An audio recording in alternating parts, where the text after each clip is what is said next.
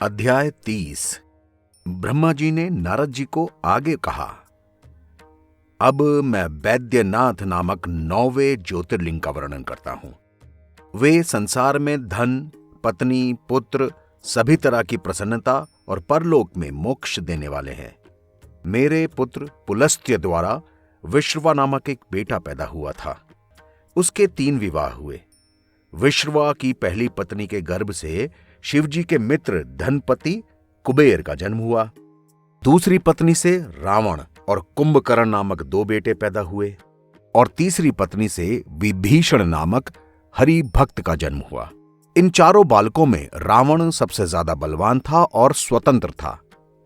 उसका बल और यश तीनों लोकों में प्रसिद्ध है।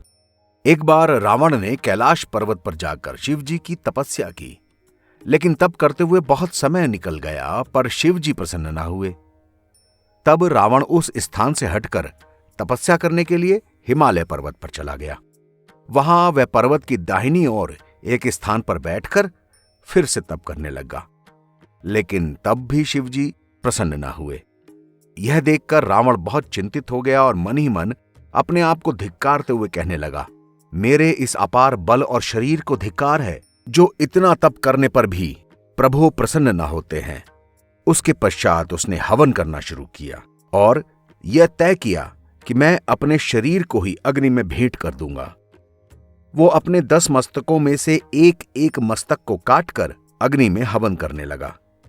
जब वह 9 मस्तक काट चुका और 10वां मस्तक काटने के लिए हुआ, उस समय शिवजी प्रकट हुए और वर मांगने के लिए कहा। शिवजी ने रावण के सभी मस्तकों को पुनः जीवित किया। तब रावण अत्यंत आनंद मग्न होकर हाथ जोड़कर प्रार्थना करने लगा, हे प्रभु, मैं अत्यंत पराक्रमी होना चाहता हूं और यह चाहता हूं कि आप मेरे नगर में चलकर निवास करें। यह सुनकर शिवजी ने कहा, रावण, तुम हमारे लिंग को उठाकर ले जाओ और इसकी सदैव पूजा किया करो, लेकिन ख्याल रखना कि तुमने इस लिंग को मार्ग में अगर कहीं रख दिया तो हम वहीं स्थित हो जाएंगे। रावण ने यह बात स्वीकार कर ली और प्रार्थना की कि आप 2 रूपों में विभाजित हों, तब मैं आपको कांवड़ में उठाकर अपने नगर में ले जाऊंगा। यह सुनकर शिवजी ने अपने 2 लिंग स्वरूप धारण किए। रावण उन दोनों को कांवड़ में रखकर मंजूषा को लेकर चल पड़ा। जब वह कुछ दूर आया, तब शिवजी ने ऐसा चरित्र किया कि रावण को लघुशंका जाने की इच्छा हो गई। उसने इधर उधर देखा तो एक गाय चराने वाला दिखाई दिया। रावण ने उससे प्रार्थना की कि तुम 2 घड़ी इस कांवड़ को अपने कंधे पर रख लो तो मैं लघुशंका कर लूं। चरवाहे ने कहा कि हे रावण, अगर 2 घड़ी के बाद तुम ना आए तो मैं इस कांवड़ को धरती पर रख दूंगा। यह तय करके रावण लघुशंका करने गया और चरवाहे ने कांवड़ अपने कंधे पर रखी, लेकिन धीरे धीरे कांवड़ इतनी भारी होती गई कि चरवाहा उसे उठाने में असमर्थ होने लगा। तब तक 2 घड़ी भी बीत चुकी थी, इसलिए वो चरवाहा कांवड़ को धरती पर रखकर चला गया।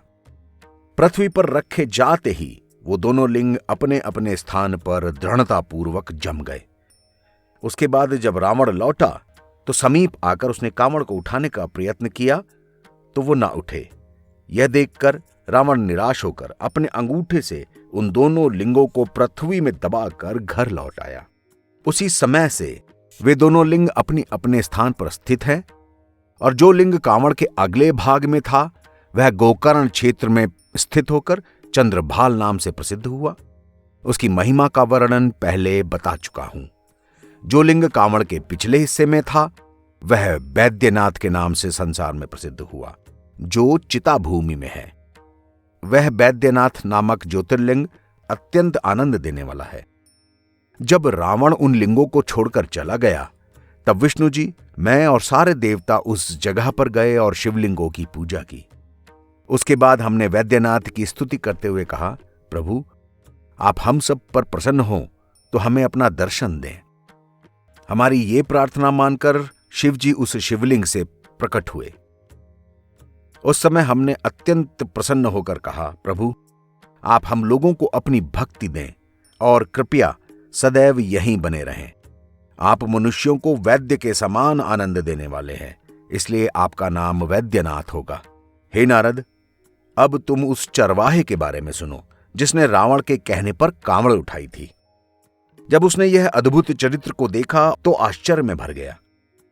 उस चरवाहे का नाम बैजू था, इसलिए हम सब लोगों को शिवलिंग का पूजन करते हुए देखकर उसने भी लिंग की पूजा की और अपने गालों से गल गल गल गल शब्द का उच्चारण किया। उसने हर रोज यह नियम बना लिया कि वो जब तक इस लिंग की पूजा न करता तब तक भोजन न करता। एक दिन बैजू के घर में कोई बड़ा उत्सव था। उसमें उसके सभी भाई बंधु थे। उस दिन उन लोगों की सेवा में लगे रहने के कारण बैजू को वैद्यनाथ लिंग की पूजा का अवकाश न मिला। इसलिए जिस घर में लोग आए हुए भोजन करने के लिए बैठे, तब उन्होंने बैजू को भी अपने साथ बैठा लिया। ज्यों ही बैजू ने ग्रास उठाकर अपने कंठ में डालना चाहा, तभी उसे ध्यान आया कि अरे, मुझसे बड़ा अपराध हुआ जो मैं अपने स्वामी की पूजा किए बिना ही भोजन के लिए बैठ गया। यह ध्यान आते ही वो तुरंत उठ बैठा।